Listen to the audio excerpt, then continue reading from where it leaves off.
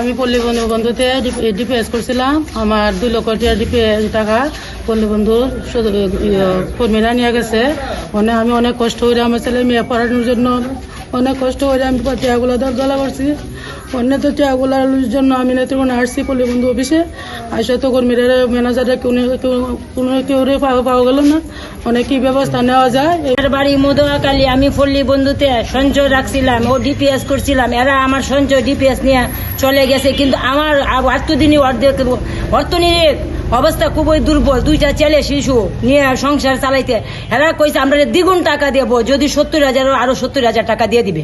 কিন্তু এখন আমরা এখানে মধুয়াকালী গ্রামে মদন থানায় নাই, আমরা এইখানে এই যে হেড অফিসে আইছি নেত্রকোনা দেখি তারা এই যে অফিসে তালা দিয়ে চলে গেছে।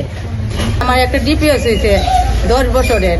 ডিপিএসটা শেষ হয়েছে পরে সুমনে আমার বাসাত গিয়ে সব দিনই খালি ডাকে, দিদি আপনার টাকা আছে, আপনি আনামোর টাকা তুই না, আপনি লাভ পাইবার ইয়ে করবে কইয়া আমি আনামোর টাকাটা তুললা। আজ 4-5 মাস হয়েছে টাকাটা 1.5 লাখ টাকা তুইছে। আমার মেয়ে বিয়ার লাগিল টাকা তুইছে, আমি যে সময় দরকার লাগে আর এমনি আরো 50,000 টাকা আমার সঞ্চয় ডিপিএস আরো 50 সব তো আমার 2 লাখ টাকা লইয়া গেছে।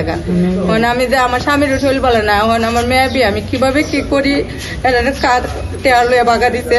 মানে আমার ঈদের পরে দিয়ে মন আর কোনো খোঁজখবর নাই। তারা অফিস টফিস বদ্ধ হইয়া সবকিছু গেছে গা চিতাচি করে। নারী মানুষ, আমার স্বামী মরে গেছে 6 বছর হয়েছে। আমি ফুলাবান 4 দিয়ে ছোট তৈয়া কইছি কয়টা টাকা জমায় তো আবু দুবেলে খরচ কিছু বার হরাম নেই। ওন তো মনে করেন টাকাটা লইয়া ভাগ্যে গেছে। হেড অফিসে আইসি মতন তাকে আর এত না এও দিয়ে বন্ধ। তেমন আমি কেমনে চলাম বাচ্চা দিলে আমি ছোট আবু তো নারী হয়েছি। আমার 6 বছর হয়েছে, আমার জামাই মারা গেছে, ক্যান্সার হয়েছি। সব লইয়া টাকা লইয়া ভাগ্যে গেছে। পল্লী বন্ধু তারা বাড়িতে যায় আমাদের বলছে পল্লী বন্ধু ভালো ইন্টারেস্টে দেওয়া হয়, যদি আপনি পল্লী বন্ধুর টাকা আনামত রাখেন আপনার বাড়িতে আমরা আপনার স্যালারিটা দিয়ে দেবো। এই আসে আমি বলছি আমি একটা ছোটোখাটো চাকরি করি, আমি মন্দির ভিতরে স্কুলে টিচার, খুব কষ্ট করে না খাই আমি পড়াশোনা করি। আমার ছেলে পরে একটা সে প্রতিষ্ঠিত করার জন্য টাকাটা আমি আনামত রাখছি যে আমি টাকার একখানে রেখে পরে আমি ছেলেকে প্রতিষ্ঠিত লাইনে দাঁড় করাবো। চাকরি যেহেতু নাই আমার বাসায় কেন্দ্র, অথচ আমি বলছি সুমন ভাই যদি কোনো রকম ভাবে টাকা মার যায় আপনাকে দিতে হবে। হ্যাঁ দিব স্যার বলছে। সঙ্গে পিঙ্কি ছিল, তুর্কিও ছিল, আরেক তুর্কি বাজারে এবং সেন্টারে এবং মদন বাজারে ওরা দোকানে যায় দৈনিক টাকা নিত। আমার বৌমার নামে আমি 100 টাকা দৈনিক দিতাম।